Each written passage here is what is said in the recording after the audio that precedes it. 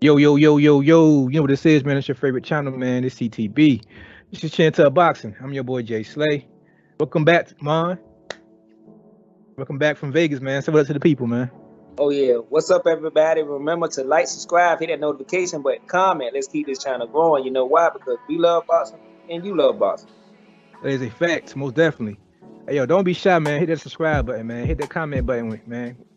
Let us know how you feel about our videos, man. And most definitely hit that like button, man, so we can get our videos out there, get a broader audience, man, so we can help boxing grow while at the same time helping our channel grow. With that being said, man, what's on the topic for the day for the people, man? Let's give a slight recap of the Ugas and Pacquiao fight. And do we think a rematch is a good idea for Pacquiao? And what is the future for both of these fighters if they continue to fight, or if Manny Pacquiao decides to retire?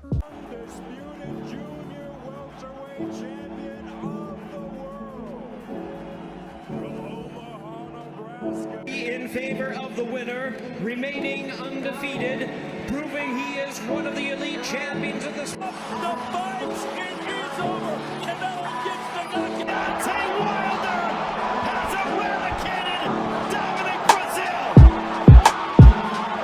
He is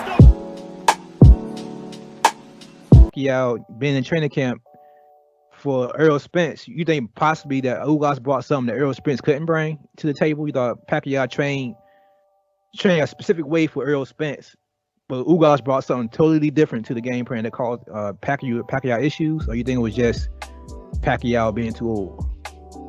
I think it's mostly Pacquiao being too old. I will say I don't think Ugas is the better fighter than Spence, but he might have a little bit more wrinkles to his game and a little bit more, complicated as far as different things he can bring maybe than Earl Spence. I think Earl Spence may be a little bit more straight up and down. And he even admits to that. If he said, yeah, I don't got a lot of tricks and side effects, but I'm a fighting motherfucker, is what he says. That was his own quote. So I don't think he got nothing too complex. You know what Spence bringing? It's just that can you do something with it? While Ugas is a little bit more not as simple. I think that it won't too much of a big of a difference, because I think that because of the size and height was the big thing that caused Pacquiao problems. Like you said, it would have been the same thing with Spence, and I think the jab was a big issue. I think that would have been the same thing with Spence. So I think it was more of Pacquiao just getting older, man, just becoming his reflexes slowing down. So I think it would have been even worse with Spence. I think with Spence work rate and having the same kind of height and size difference, it'd have been an even worse outcome. That maybe it was a blessing in the sky for I don't know, for Pacquiao, because I think it would have been. I think he definitely would have retired if he had fought Earl Spence that night. Yeah, I agree with you, man. I think it would have been worse if it was Earl, but I think he trained for the toe-to-toe fight, and I think Ugas didn't give it to him in spots. Ugas took that away from him. While Ugas did fight toe-to-toe most of the fight, it was, you can tell he worked on his lateral movement and getting out of the range and working the jab. I think Pacquiao, while Earl can't fight that way, Earl he has fought that way before. I think Earl also bites down more than Ugas does, and I think it would have been more of a toe-to-toe fight with Earl. And I think Pacquiao was training for that. I think Pacquiao was training to be just in the pocket throwing punches, and Earl would have been there for it, which was why I think probably would have been bad for Pacquiao. But at the same time, I think he would have looked better in that fight, which is kind of hard to say. You know what I mean? Because he would have lost bad, but he wouldn't have lost the way that he lost. I don't know how to explain it. Like, he would have had a better showing of himself. That's probably the best way I can say.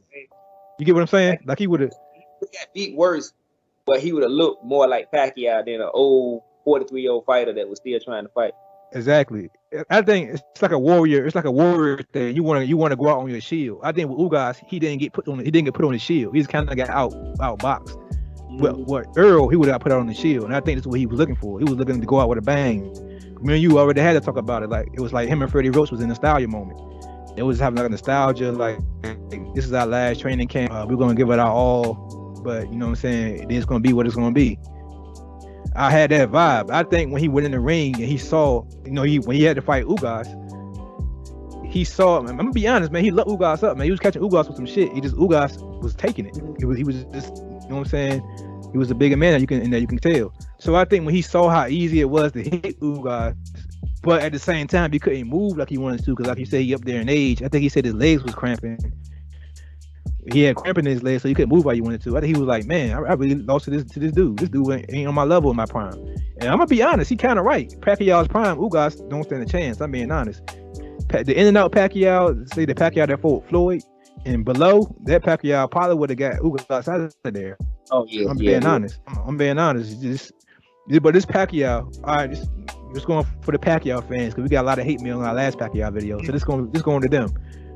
Do you think that the 2-year layoff caused Pacquiao to look worse than the age did? You think it was all this him being older, like in his 40s, or you think it was the 2-year layoff that caused the most hurt? Yeah, that's a good question. Because that's all opinionated. There's really no facts behind it. If I had to go with one, I don't think Pacquiao done, man. I really don't. I really think he got a little bit left in the tank. So I'm gonna go with the 2-year layoff because for his age to be out that long, and with all the other stuff that he got to pretty much do as far as being, governor in Philippines, and all those other responsibilities he have to his people, that's a lot. I think he's a senator. He's a senator right now. He's trying to be president. Yeah, the senator, and that's a lot of responsibility in trying to kind of balance a boxing career at the age he at, and to have that kind of layoff and to jump back in the ring with somebody like a Ugas, who to me is close to a top 5 welterweight, which is one of the strongest divisions in boxing. So if you top 5 in that division, you a good fighter. Like I said, some people thought he beat Porter. A lot of people thought he beat Porter. So he's not a slouch. So to me, we'll get into it further about the retirement, but that's what I got out of it. Yeah, I agree, man. I think it was more than 2-year layoff.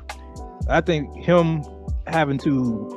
All right, I'll put it this way. When I was used to work out in my 20s, I used to get out of bed, run miles, you know what I'm saying, lift weights, and then spar at nighttime, and then wake up, do the same thing again every day if I wanted to. As you get older, your body started to wear and tear, and you start taking time off. When you take too much time off, the first day back in the gym is always the hardest part, of getting back in shape. So imagine not being in a gym in a boxing atmosphere for 2 years straight. I think Pacquiao said he hasn't been in a boxing gym at all for those 2 years. So I can imagine this camp pretty much was him having to warm up the muscles again, having to get back in shape, working on his fundamentals again, while trying to knock off ring ruts at the same time. And then on top of that, you had a late changing opponent. You know what I'm saying? So like I said, this is going to be for the Pacquiao fans. I'm going to give Pacquiao the benefit of the doubt. I agree with you. I think Pacquiao has a lot more in the tank. I think Pacquiao can look better than he did that fight. Even if his legs wasn't under him the way it should have been, his head movement was non-existent in this fight. I think at the very slightest, he can improve his head movement enough to where he can get in and out on Ugas a lot better than he did this past fight. But with that being said, by him having a little bit more in the tank, who will be an opponent you think he fit